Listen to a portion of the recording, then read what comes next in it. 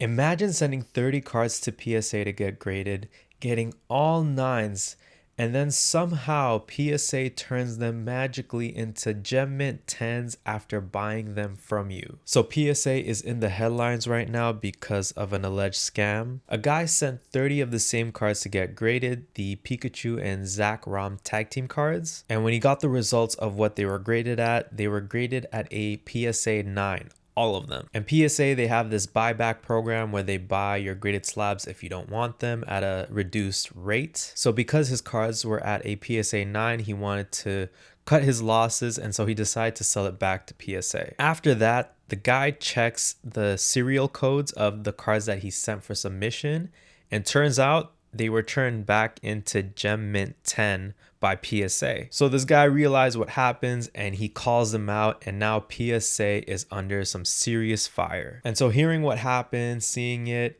it's suspect, it's suspicious. PSA is saying that this is the first time anything like this has ever happened. But in the back of everyone's mind is like, how can you be so sure? Lately, what I've noticed as a recent trend is that a lot of people are sending out cards to get graded in hopes of getting a PSA 10 so that they can sell their slab for profit. Doing this has always existed, it's nothing new, but my theory is the fact that because sealed products are getting more expensive even on release, a lot of people who are looking to make money in this hobby just redirected their energy into graded cards. And PSA is at the top of the mountain, so when you get a card that's a PSA 10, it's usually more favorable and more expensive than other grading companies grading the same card at a 10. But because of this whole scandal, a lot of people are probably afraid of grading their cards at PSA right now. Like imagine if you send a card to get outgraded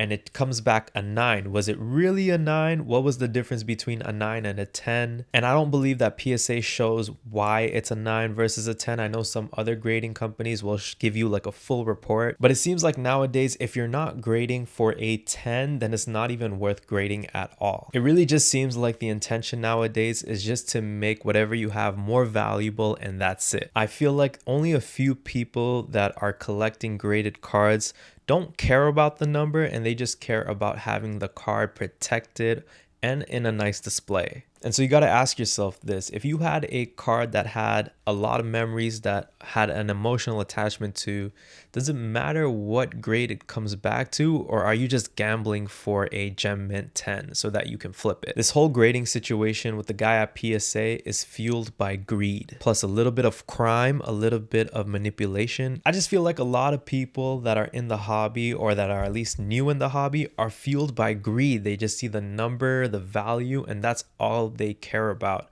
or at least that's what they care about the most, because they don't want to lose their money. The economy's tough. This whole PSA situation made me ask a few questions to myself, like, why would I grade a card?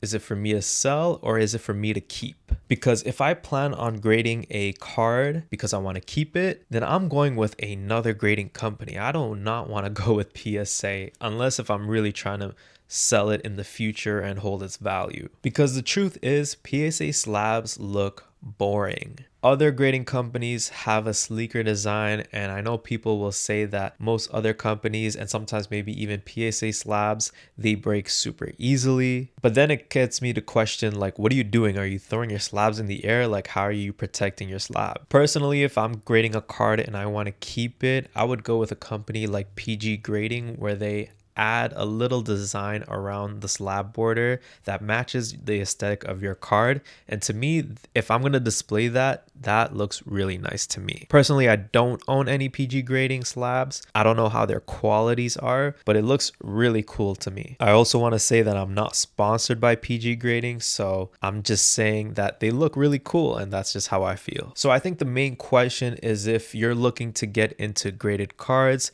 is, are you looking to keep the card? Are you looking to sell eventually? Also, how much are you willing to spend on a graded card? Because PSA is very expensive. You can just get a Gem Mint 10 with another grading company of the same card and save some money if it doesn't matter to you. Again, looking at this whole situation, it just feels like looking at the graded slab like industry of like the hobby, It just feels like people are just circulating the slabs, and the slab is just in search of a forever home, but it just keeps getting sold for 80% at this show and then sold for another 90%. Then someone's eventually going to buy for 100%. I just want to say that graded slabs have feelings too. Think about it like dating. If you're out there always looking for 10s, first expect to spend a lot of money.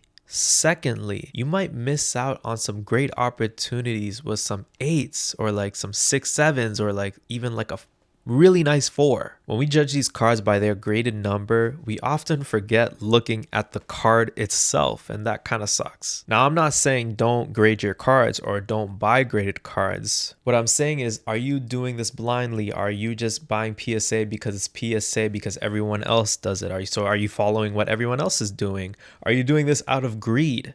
Are you doing this to make profit? Or are you actually just buying the slab because it brings you joy to look at this card in mint condition? There's no wrong answer. It's just at the end of the day, which one aligns with your values and your beliefs, which one makes you feel like your genuine self. So let me know in the comments how you feel about this whole PSA situation. Are you going to stick with PSA? Are you switching over to other grading companies? Also, if you know any other companies that are like PG grading that have the designs around the slab, let me know. I'm super interested. I only know that one. And if you've enjoyed this video, make sure to like and subscribe while you're at it. I'll catch you guys in the next video. Peace out.